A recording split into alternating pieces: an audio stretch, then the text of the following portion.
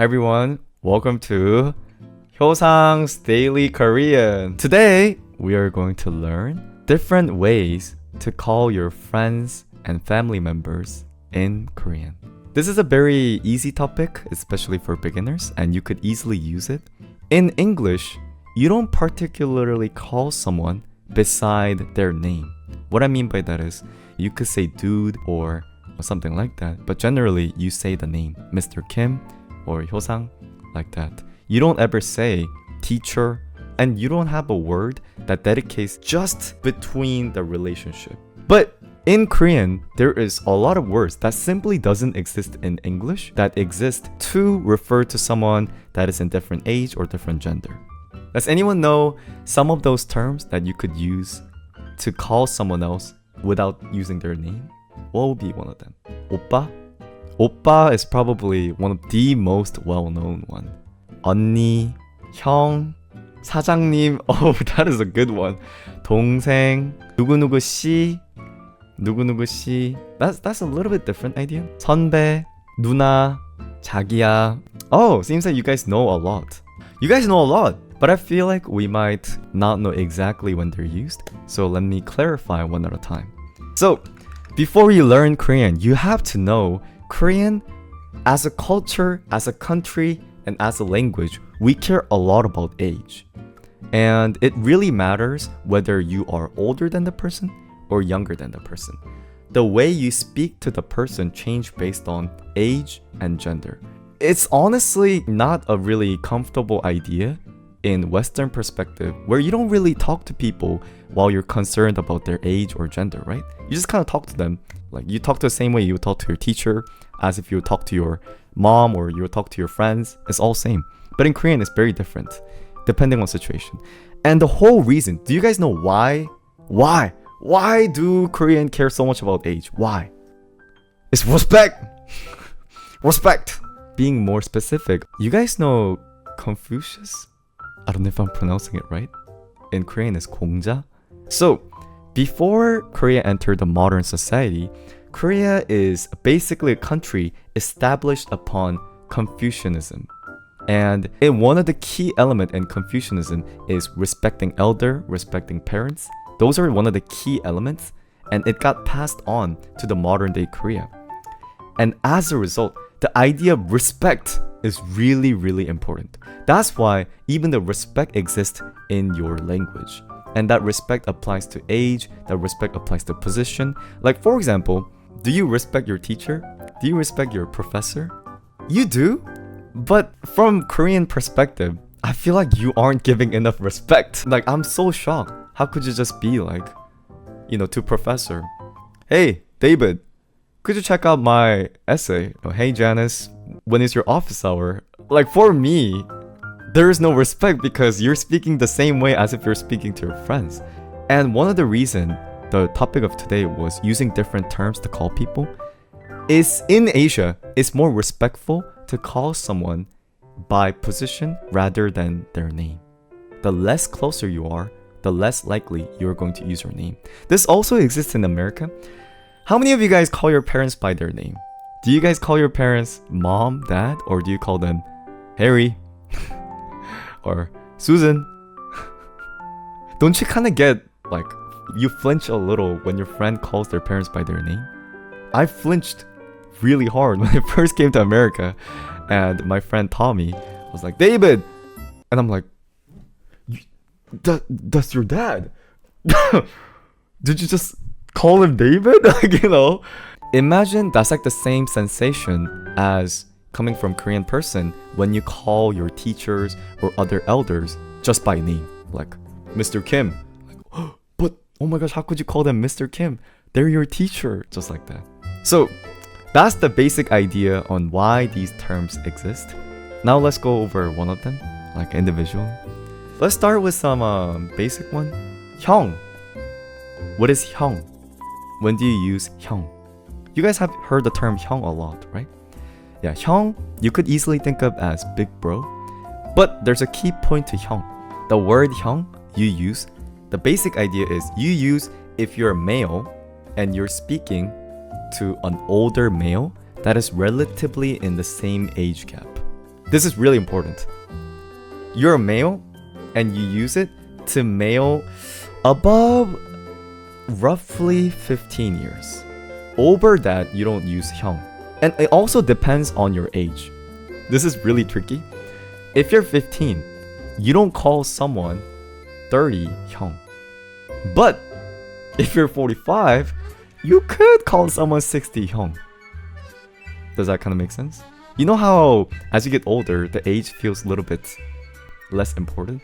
So when you're young, one age gap is really big, but when you're older, it's not really too big. That's the idea. And another really important thing that you have to know about Hyung is the word Hyung, it contains a lot of respect. We're gonna go over other words later, like you know the terms like 언니, 누나 and all that. Compared to 언니, 누나, you also use these terms to older people, but the word Hyung has a difference. What I mean by that is, Hyung, it has more respect in the word. So what's funny is, this is one of the Korean memes, is if someone is better at you at something, let's say for example like league, any game or sports or something like that, then you would say, oh, Hyung. Like as a joke. This is a complete joke. It's just a slang as a joke. They're younger than you, but they're your Hyung. Why? Because they're better. So sometimes you use the term Hyung even if they're not older than you because they're good. This is gonna come in later with Oppa, where even though it's supposed to be used for older, so Hyung is out of respect. I would call someone Hyung if they're, since I'm 24, I would call them Hyung 35? For me, since I'm 24, if I call someone in 40s Hyung, then you know what it becomes? What do you think is gonna happen if I call someone 45 Hyung? What do you think?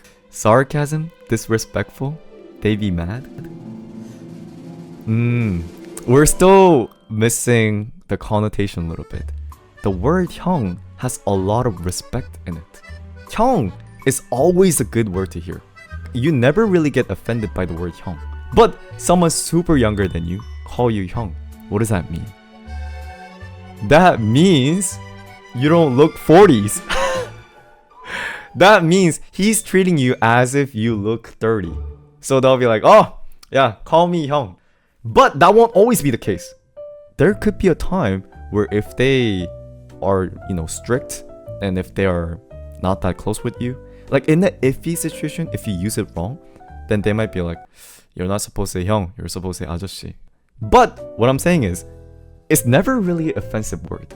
Hyung is like a cheat code. It can never be offensive. Even if you use it, even if I literally go up to a 90-year-old man and say Hyung, he wouldn't dislike it. He might say like, you little disrespectful, But like, it can't really be offensive. He's gonna be like, you can't speak to adult like that. But he won't really feel bad. So that's the idea with Hyung. Another thing. The word Hyung is also used for biological brother as well as non-biological brother. And what I mean by that is, you could use this term. Like my brother, I have a younger brother who's 2 years younger than me. He calls me Hyung. You could just say Hyung, or you could add the name in front of it and then say Hyung. So for me, they could just call me Hyung, or they could say Hyosang Hyung. And there is that extra syllable added in before you use the term Hyung. Like right there, my name's Hyosang, but I said Hyosang Hyung. E is kind of added to connect the words a little bit smoother. If you just say Hyosang Hyung, feels a little awkward. It's not technically grammarly incredibly wrong, but you would add the E. Not always though. This is a little bit advanced topic, so I'll tell about when to add it or not. What is the difference between Hyung? Have you guys heard the term Hyungnim? Where did you hear the word Hyungnim? In gangster movies. Good one. Isn't Nim business related? Not really. I'm gonna go more in depth of this later. But Nim, just think of it as like the most generic, broadly abstract term for respect. So just think of it as like plus. It's like Hyung plus. Hyung is already older and you're already respecting. But you adding the Nim, you're like double respecting. But it's not commonly used. Oftentimes, if you say the word Hyungnim, it gives the impression of like a little bit old, a little bit gangster, a little bit, outdated, a little bit overly respecting. What I mean by that is, let's say I'm playing with friends and my friend, he has a ramen and I'm really hungry and I really want to beg for the ramen. Then I could go like, 형님 제발. 형님 사랑합니다. kind of like that. There's other places where you could use 형님. By the way, I'm kind of explaining from 24 years point of view. What I mean by that is, older people in 40s and 50s, they use the word 형님 more commonly and easily than people in 20s. Like, it's not too weird if my dad calls someone 형님. That's not weird. But it's kind of weird for my age. So think of it as a little bit older language, a little bit more respect, a little bit more gangster, somewhat even joking-ish for someone in my age. Like, it would be hilarious if someone like in elementary school used the word 형님, because they're literally a kid and they're using 40-50s lingual. Do you guys have any question about Hyung? How to spell it? It looks like this. Very simple word. Hyung. That's it. If you want to write it as 형님, then you would add the 님 afterward. 형님. Going over slight pronunciation, the reason why it sounds like hyung is because this is h sound, this is yo sound, this is sound. So this is 혀. This by itself is 혀. hyung. This is like an ong sound. hyung. And then this is im. So hyung 님. Yeah. 형님. That's the pronunciation. This is probably the one that you're most familiar with. Let's learn the word Oppa.